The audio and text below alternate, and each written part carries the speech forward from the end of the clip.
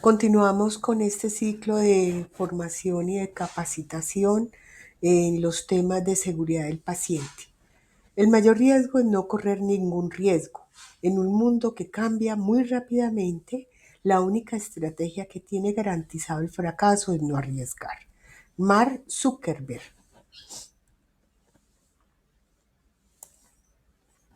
Un datico de vida de un catedrático de medicina de la Universidad Autónoma de Barcelona. Dice él, me he equivocado al atender a pie de pasillo las consultas de amigos que confiaban ciegamente en mí, saltándome el protocolo y pensando que mi experiencia me daba permiso para hacer atajos diagnósticos y terapéuticos. Ahora no respondo nunca a las consultas a pie de calle. A quien me pide opinión le digo que pase por mi despacho. Hacerlo de otra manera es un error importante. Pienso que es fundamental identificar cómo y por qué se producen los fallos para poder diferenciarlos de la negligencia. Explicarlos y darlos a conocer permite encontrar instrumentos para corregirlos. Un tipcito para pensar. La OMS, preocupada con el tema de seguridad del paciente, ah, hace su pronunciamiento eh, hace muchos años, pero específicamente en el año 19, reporta que la seguridad del paciente es un principio fundamental de la atención sanitaria. Hay un cierto grado de peligrosidad inherente a cada paso del proceso de atención en salud. Nos hace el llamado para que seamos precavidos en las instituciones frente a los riesgos que existen en ella y cómo su impacto se puede traducir en eventos adversos o incidentes. Se denomina riesgo en salud de acuerdo al Ministerio de Salud y la Protección Social en el año 2013, que es la probabilidad de ocurrencia de un evento no deseado, evitable y negativo para la salud del individuo, que puede ser también el empeoramiento de una condición previa o la necesidad de requerir más consumo de bienes y servicios que hubiera podido evitarse. Esa seguridad del paciente nos lleva a pensar cómo reducir el daño innecesario que se tiene frente a la prestación de los servicios de salud hasta que se logre un mínimo en esa reducción, evitando así la presencia de eventos centinelas que son los que nos lleva a la muerte, a procesos de rehabilitación temporal o continuo, a los eventos adversos y a las cuasi fallas que son los incidentes. Para esto, cada institución tendrá que valorar ese riesgo institucional para poder, además de identificarlo, tratarlo y poder mirar que ese daño no solamente lo produce el personal de salud, sino todo el entorno institucional.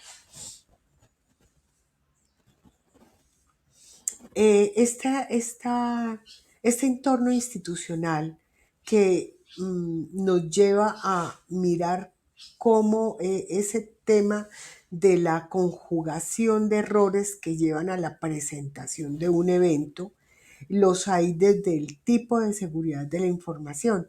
Cuando hay fallas en la no preservación de la información clínica, eh, habrá un error.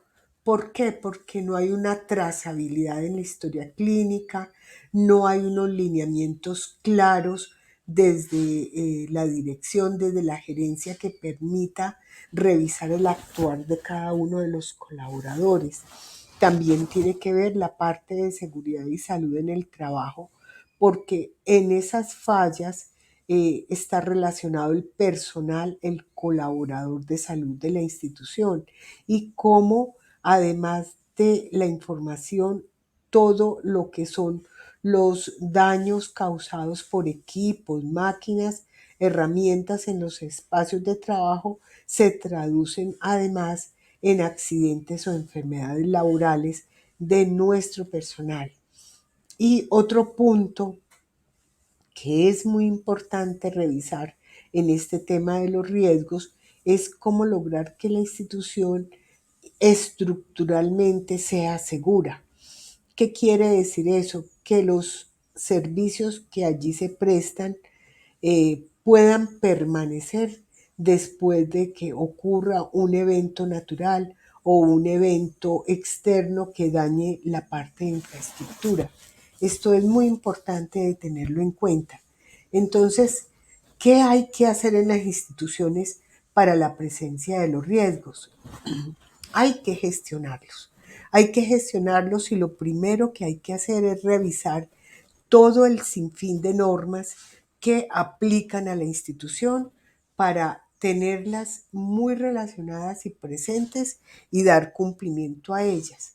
Lo segundo que hay que hacer es mirar cómo a través del cumplimiento de las normas la institución se une a estándares, buenas prácticas que permitan afianzar el tema de modelos de atención muy exitosos y validados que permitan una atención enfocada en el paciente mediante barreras, identificación de barreras de seguridad y estructuras documentales de seguridad del paciente que la IPS ya previamente ha documentado, ha socializado y posteriormente realiza su medición de adherencia al personal para que se vaya compilando todas esas experiencias y se conforme lo que hemos trabajado como cultura de seguridad del paciente en la institución.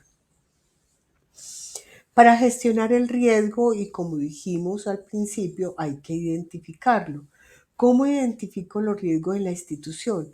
A través de las PQRS, que son las peticiones, quejas, reclamos, sugerencias, felicitaciones, los resultados de las auditorías internas que se han realizado y externas, cómo es el comportamiento de la morbilidad y mortalidad en la institución y los eventos relacionados con seguridad del paciente.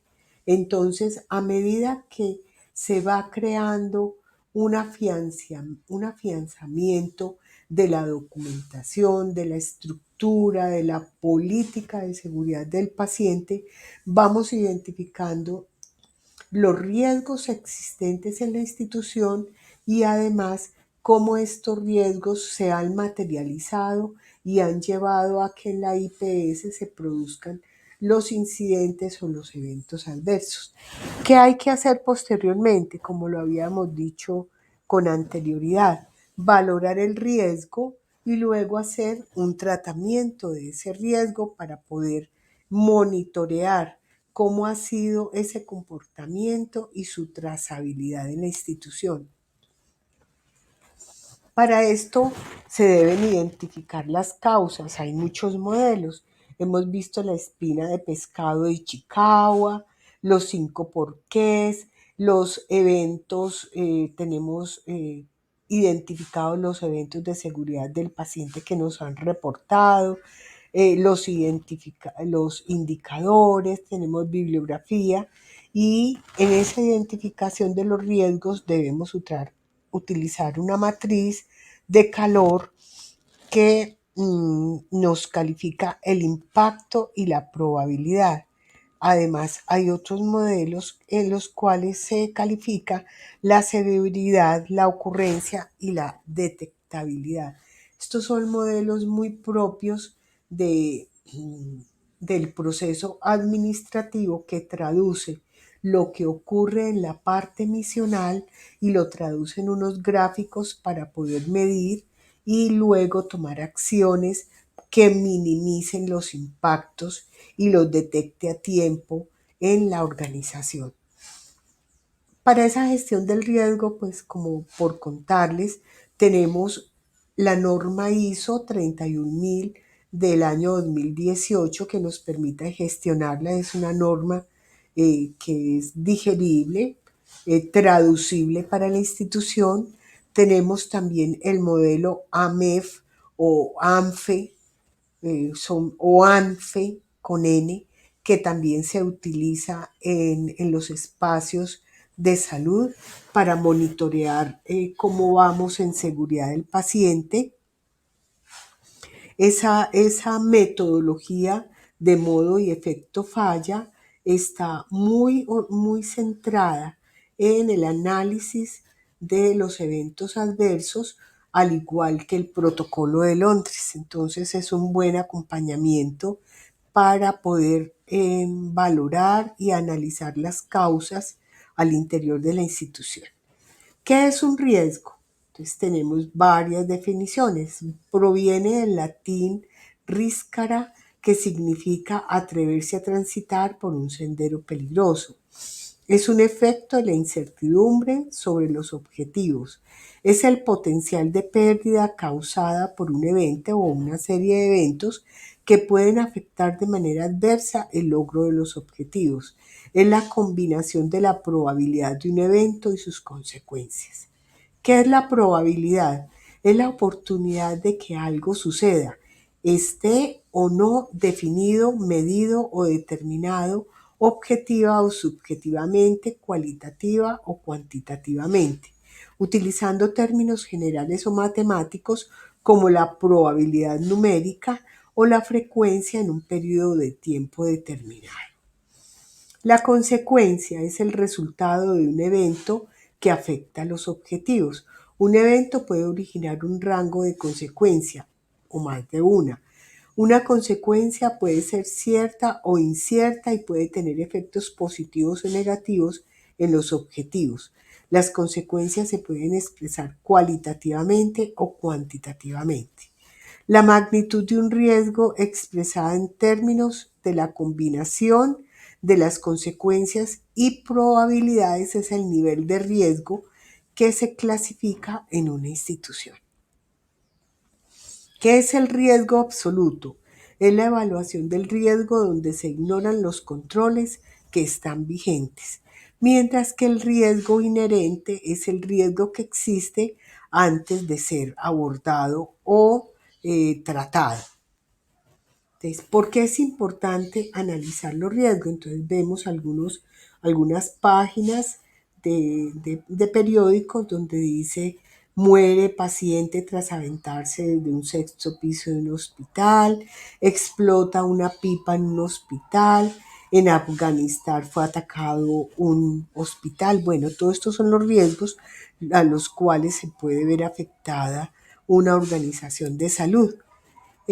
Según cifras numéricas, hay algunos datos de riesgos institucionales. Se estima que el riesgo de morir en un viaje en avión es de 1 en 3 millones, mientras que el riesgo estimado de morir por un accidente médico prevenible, mientras se recibe la atención médica, es de 1 en 300. Miren la magnitud del impacto de la atención en salud que conlleva un riesgo y se convierte luego en un evento adverso o en un incidente o en un evento sentinela. Entonces hay riesgos en medicación, riesgos en manejo de sustancias peligrosas, riesgos de caídas, que en nuestra institución es un riesgo que debemos detectar a tiempo y se está trabajando a través de la aplicación de una escala de downtown, al igual que colocando una identificación de los pacientes con alto riesgo de deambular en la institución para estar más pendientes de él. Riesgos en la prevención y control de infecciones, riesgo en el manejo de los equipos biomédicos, riesgos en la prevención de fuego y humo. En fin, acá les dejo para que vayan mirando la multitud de riesgos que pueden estar presentes en la institución.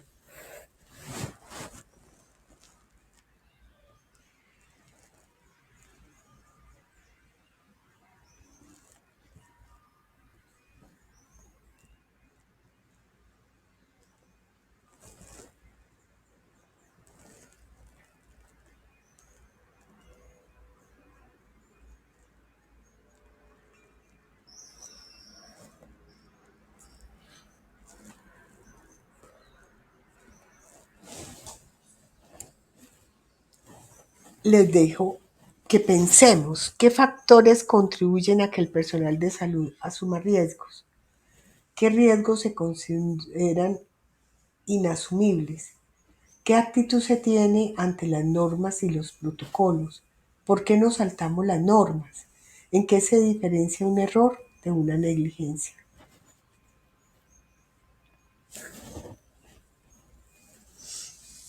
Esos riesgos necesariamente afectan la vida de las personas que ingresan a la IPS buscando atención. Eh, eh, Dice Hipócrates que primero no hacer daño se debe tener el, como la política, el lineamiento central de la atención. Sin embargo, no tener intención de causar daño y que está implícito en ese proceso no está exento de que ese daño se pueda materializar y se pueda encontrar en la institución. Es importante que nuestro capital de salud, nuestros profesionales, entiendan el costo que se tiene al involuntariamente causar daño al paciente, porque ellos vienen con unas expectativas al igual que sus familias para que les prestemos un servicio y muchas veces el daño que le causamos eh, hacen que sean truncados sus derechos y sus deseos de salir adelante en salud. Y esto lo lleva a un duelo e inclusive a procesos judiciales a la institución por el empeoramiento de la situación de salud en la institución. Entonces, tomar acciones frente a los riesgos institucionales nos permite de una manera preventiva evitar las repercusiones de daño a nivel del paciente, de los profesionales y de la entidad, además de minimizar las consecuencias económicas que estos eventos nos puedan llevar.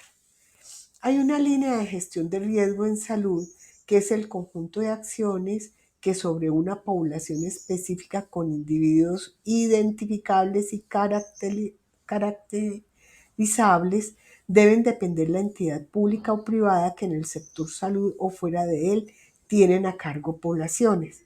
Entonces, en la institución y cada que contratamos con una EPS, contratamos con ellas la atención de los pacientes que nos van a llegar de acuerdo a nuestros servicios. Pero además no solamente se va a contratar el servicio, sino que vamos a gestionar el riesgo que trae a la institución cada tipo de paciente que ya está caracterizado y que nos pone en evidencia que tenemos una probabilidad de que tengamos una ocurrencia de un evento no deseado, evitable y negativo en la atención de ellos. Entonces, eh, debemos asumir cómo manejar la incertidumbre de esa probabilidad porque es una amenaza para la institución en que se convierta en un evento adverso o en un incidente. Esa amenaza es una frecuencia, lleva implícita la frecuencia y la severidad de un evento a través de la secuencia de las actividades que prestamos.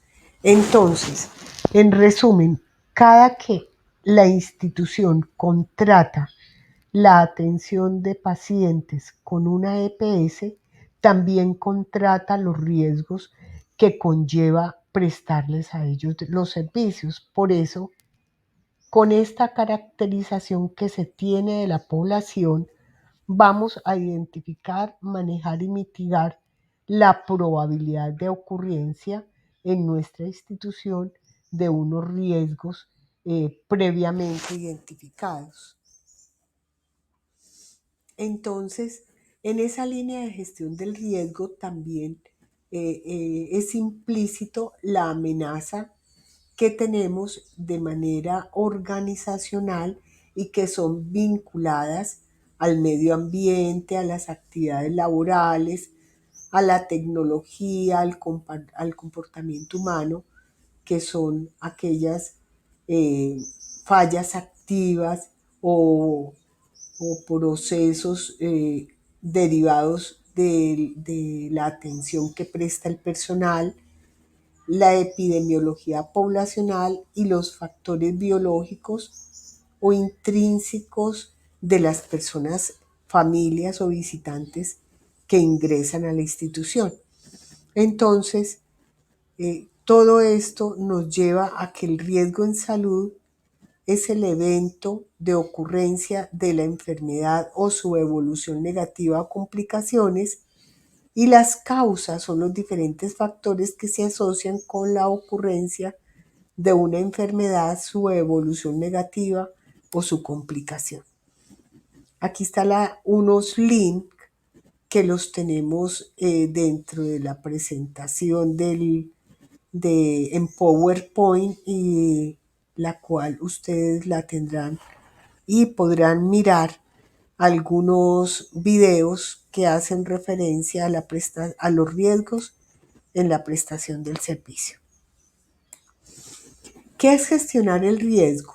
Son las actividades destinadas a identificar, evaluar y reducir o eliminar el riesgo de que se produzca un efecto adverso que afecte a las personas, llámese pacientes, personal que labora en la institución, las directivas, demás colaboradores, las instalaciones, que es el edificio, la casa en sí, los equipos, dispositivos médicos, mobiliario, los recursos económicos que tendrán que ver con inversiones, fondos de crecimiento y desarrollo, el prestigio y el renombre de la institución y sus profesionales, la satisfacción del personal, la reputación, la propiedad intelectual, relevancia, atracción de clientes. En este tema me detengo para decirles que los daños no solamente se dan al paciente, sino que hay otros directamente afectados, como los profesionales o el personal de salud que atiende al usuario, y la institución como tal, que donde suceda un evento adverso, pues su imagen y su reputación se ve directamente afectada. El riesgo asistencial tiene tres elementos importantes: en las decisiones médicas frente al diagnóstico, tratamiento y prevención, en la aplicación de la decisión frente a cómo ha sido el tema de la comunicación, el trabajo en equipo, los cuidados que se deben tener frente a esta decisión, y en el paciente, pues los factores contributivos que él tenga, como la edad, la comorbilidad, el nivel educativo, para poder entender esas decisiones médicas que se dieron y cómo ellos lo traducen en su vida personal. El error humano tiene dos áreas importantes en esa toma de decisiones: las acciones deliberadas, que son las llamadas negligencias, o infracciones que no se siguen las normas, protocolos o procedimientos y que hacen un dolo frente al manejo del paciente, hacen un daño deliberado. Mientras la acción no deliberada tiene que ver con despistes, donde no se sigue el plan por falta de atención o distracción. Hay olvidos, que no se sigue el plan por fallo de la memoria de un momento pequeño. Y las equivocaciones, donde se realiza un plan inadecuado por fallo en las reglas o en los conocimientos. Entonces, los factores humanos, ejemplos: falta de formación, falta de tiempo, problemas de salud, adicciones, fatiga, estrés, escasa movilización, personalidad, diversidad de pacientes y o lugares de atención, errores de los pacientes. Factores de los sistemas.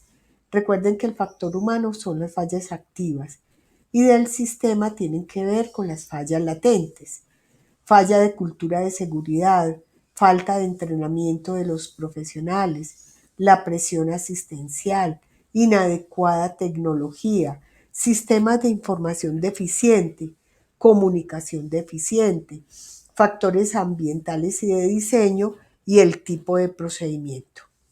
Algunas acciones inseguras que son los riesgos frecuentes que pueden haber un proceso de atención. Nace desde la identificación del paciente. En este caso nos dice el número de su cama, donde se identifica al paciente por el número de la cama y no por su nombre. No verificar los correctos antes de administrar un medicamento o de tomar la muestra en esa parte de la identificación. No lavarse las manos antes de evaluar un paciente. No elevar las barandas de las camas o camillas. No verificar la identidad del paciente, el tipo de cirugía o el sitio operatorio antes de iniciar el procedimiento. No realizar aspiración rutinaria y frecuente de la intubación. Realizar turnos de 24 o más horas. Entonces esto conlleva una sobrecarga de pacientes para atenderlos en urgencias. No verificar que el reporte de rayos X o laboratorio pertenece al paciente que se está evaluando. No realizar la entrega de pacientes al terminar el turno. No comunicar los resultados críticos de exámenes de rutina. No registrar las órdenes médicas por escrito. No movilizar con frecuencia a los pacientes postrados. Bueno, en fin, esos son los ejemplos. Entonces, riesgo tiene dos componentes, que es la amenaza y la vulnerabilidad.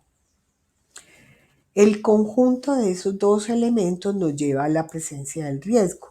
Tenemos que evaluar ese riesgo clínico teniendo en cuenta los riesgos propios de la enfermedad, los riesgos consecutivos a la decisión médica y los riesgos derivados de la ejecución de la decisión.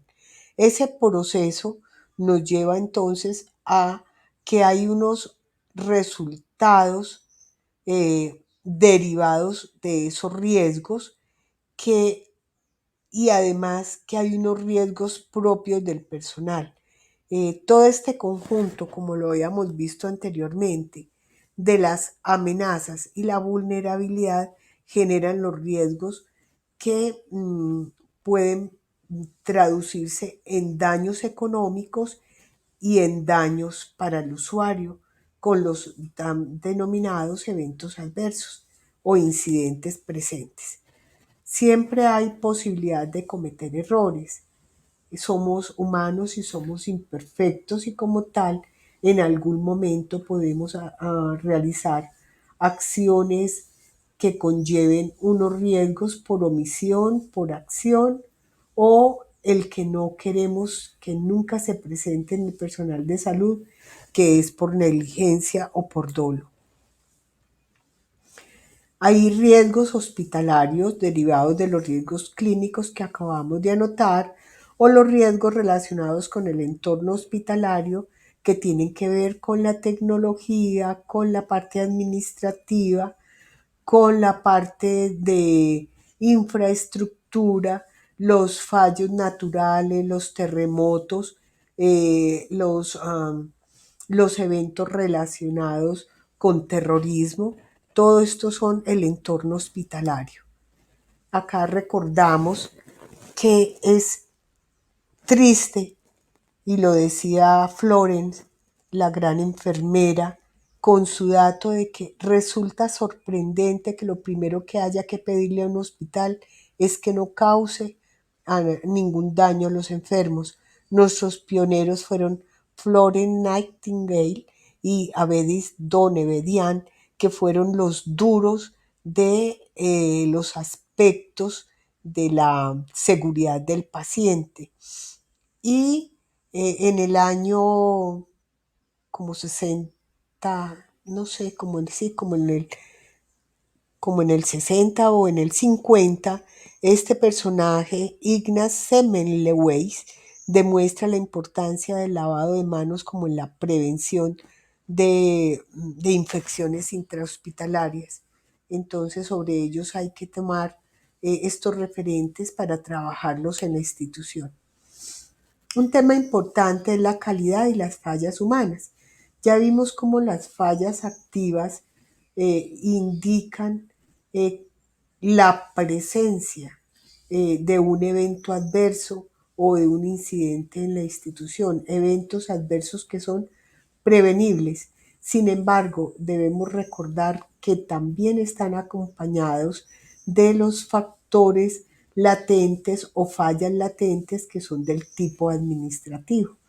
Cuando fallamos, podemos tener errores que están identificados en interpretar mal una indicación, omitir una medida de prevención o abusar de una determinada práctica. Esas fallas eh, nos llevan también a pensar que cuando hay un error también hay un modelo de acción o un plan de mejora en la institución. Por eso, bienvenido el reporte voluntario. Cada que reportamos estamos mejorando. Reportar lo que nos está pasando en la institución es de una manera valiente reconocer que existen fallos y que los decimos para que en la vida propia, en la vida personal y en la vida institucional la mejora esté presente. Esos errores nuevamente los retomamos como unas conductas inseguras en ese riesgo, que no sabemos qué o cómo hacerlo. Entonces, es tan importante empezar a documentar y alinear la documentación con unos políticas institucionales de mejora en la formación del personal. Por eso la inducción y reinducción debe ser permanente. No olvidar que cada persona que se capacita en la institución se le está poniendo un granito para que ella en su estructura de lo que le corresponde en la prestación del servicio, coloque la barrera que minimice la presencia de eventos adversos en la institución. Entonces no sabe qué o cómo hacer porque no han sido capacitados correctamente, porque no es su trabajo, sin embargo lo desarrolla. Porque no quiero hacerlo, porque falta motivación, hay una actitud negativa o rebeldía por temor a realizar su trabajo. Y no puedo hacerlo porque el equipo o herramienta que utiliza no es la adecuada, porque hay falta de habilidades motoras sin capacidad física. Las personas son el activo crítico de la organización y como tal pueden introducir riesgos en esta, riesgos que como siempre debemos tratar de forma adecuada. Las amenazas derivadas del factor humano son todas las englobadas bajo el paraguas de las amenazas corporativas, los errores, las derivadas de las actividades sociales, los accidentes y las derivadas de las actividades antisociales, los delitos. Entonces aquí hay una figura donde una enfermera le pregunta a la otra, ¿para usted dice aspirina o arsénico? Y el señor consternado, esperando qué decisión se va a tomar. En la capacitación anterior habíamos visto cómo existe una multicausalidad para la presentación de un evento adverso. Entonces, la multicausalidad tiene que ver que no solamente existe el error humano, sino que también hay fallas del sistema. Y como está el modelo de Reason, que es el del queso suizo, existen los peligros derivados de técnicas inapropiadas, comunicación deficiente, fallos en las supervisiones, formación inadecuada, fallos en las defensas del sistema, que son las barreras, una monitorización deficiente y todo ese peligro que es identificado ingresa y si no es atacado de manera preventiva, pues eso termina haciendo un daño en el paciente. Entonces, ¿qué es el error? Es el uso de un plan equivocado para el logro de un resultado esperado o una falla en completar una acción como estaba planeada. Los errores se pueden cometer por omisiones o acciones conscientes o inconscientes. ¿Qué hay que hacer entonces? Hacer un análisis del error. Hay que revisar el software, los símbolos, los avisos, las órdenes médicas, la rotulación de los medicamentos, cómo están los programas de computador para el diagnóstico o tratamiento. Debemos revisar también la infraestructura, cómo están los equipos médicos, el instrumental, el equipamiento, la infraestructura física. ¿Qué más se debe revisar? El entorno, cómo está el ambiente externo, las condiciones de trabajo intra o extra institucional, cómo está la carga de trabajo. Y en la parte humana, revisar qué es el ser humano quien se interrelaciona con todos los anteriores aspectos que vimos y está sujeto a presiones internas y externas, que ese ser humano es el eslabón más importante y al mismo tiempo el más débil del modelo y es el sujeto a quien finalmente le ocurre el accidente. Entonces, si todo lo demás falla, esa carga le cae a la persona que trabaja en la institución y finalmente, pues por omisión, por acción o por dolo, va a presentar entonces una falla que se va a traducir en un evento adverso o en, o en un incidente en la institución. Entonces, aquí pongo un ejemplo, que hay errores en la medicación. En la institución, ¿qué error se podría presentar? Errores en la prescripción de medicamentos. Entonces hay que identificar el riesgo, analizarlo, evaluarlo, tratarlo y monitorear y revisar que las decisiones que se hayan tomado pues sirvan. Esta medicación eh, tiene mucho que ver con eventos adversos para el paciente. Aquí dejo algunos aspectos de periódicos donde dice que en España hay 17 errores de medicación al día por cada 100 hospitalizados. Bueno, esto es muy grave. Y esas fallas en la prescripción del medicamento tienen que estar unidas a los momentos de la prescripción, como está en el protocolo de prescripción y que en el cual pues es el paciente correcto, la vía correcta, la dosis correcta, eh, que se debe tener en cuenta. Hay unos ejemplos de riesgos específicos que pueden presentarse en las instituciones de salud. Yo les dejo, se los voy a los tengo documentados, se los voy a presentar y cada uno de ustedes pues puede ir identificando qué pasa en su propio trabajo, en su labor. Entonces hay riesgos desde la seguridad, errores en la prescripción de medicamentos, en la comunicación, manejo de la información, en la identificación y no detección de comorbilidades, en el manejo inadecuado del riesgo de caídas, en las infecciones asociadas a la atención en salud, lesiones en piel, cancelación de procedimientos por causas institucionales, inadecuada vigilancia como la farmacovigilancia, inadecuado manejo de riesgos del trabajador de la salud, de lo biológico, lo mecánico, lo ergonómico. Aquí nos unimos con el programa de seguridad y salud en el trabajo, obsolescencia y vulnerabilidad de la infraestructura, ausencia o débil respuesta o emergencias y desastres, manejo inapropiado de los residuos de la IPS. Entonces aquí hay una imagen donde dice que el hospital sufrió graves afectaciones ya que se derrumbaron los edificios. Entonces miren cómo queda si no hay un plan de contingencia para poder continuar con la prestación del servicio.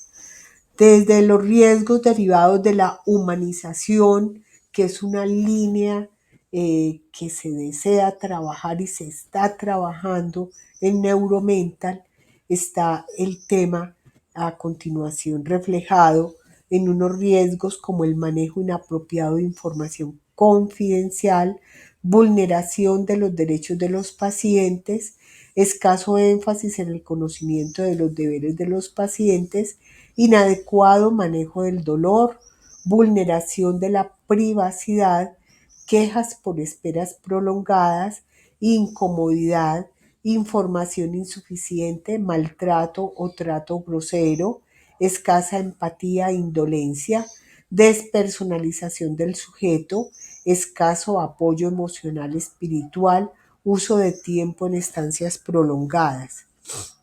Frente a la gestión de la tecnología, fallos no previstos en equipos médicos, problemas asociados a mantenimiento preventivo y correctivo, riesgos asociados al mal uso de la tecnología, control inapropiado de irradiaciones, incendios, explosiones, contingencias relacionadas con el uso de la tecnología, daños en software y hardware, intromisión en red interna de datos, omisión o daño de alarmas. También hay unos riesgos específicos por no gestionar el riesgo, como la identificación insuficiente de los riesgos, la falta de estructura para el abordaje, no forma parte del direccionamiento estratégico, manejo a través de islas, escaso o ningún uso de herramienta de matrices de riesgo, cada unidad o servicio entiende y aborda el riesgo en forma diferente, los terceros con los que contratamos no participan en la gestión del riesgo, la comunicación de los riesgos es inapropiada o inoportuna, no hay alineación entre las estrategias y los riesgos, no hay involucramiento del paciente y la familia en la continuidad del tratamiento, en los signos de alarma. Y para finalizar, hay riesgos y muchos más, pero estos, atención centrada en el usuario y su familia, fallas en la comunicación con familiares y acudientes, exceso o ningún acercamiento a la familia para que coopere con el cuidado, no existencia de directrices para el cuidado de cuidadores, barreras de acceso a usuarios y familias, horarios, idioma, discriminación por etnia, religión, por preferencias sexuales, problemas de adherencia a tratamiento por creencias, grupos de interés más relevantes que los usuarios, no captación y problemas de adherencia a programas de promoción y prevención. Frente a la transformación cultural, tenemos limitaciones del gobierno corporativo, las actuaciones son contrarias al discurso, no se da ejemplo, la filosofía, principios y valores institucionales no son el DNA de todos los colaboradores, existe alta rotación del personal, falta cohesión con el grupo directivo, los héroes organizacionales son distantes del personal, que son los líderes, ¿no?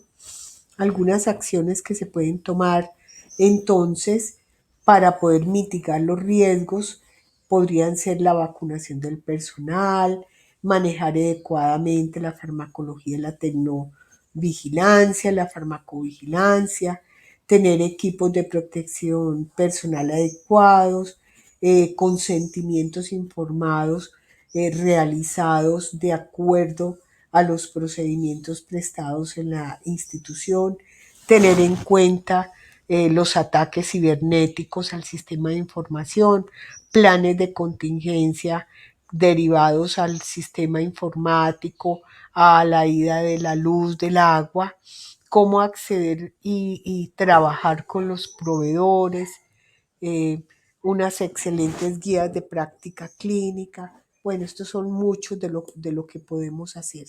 Agradezco su participación. Muchas gracias por prestar cuidado a lo que estamos hablando y bienvenidos a la cultura de seguridad del paciente. Muchas gracias.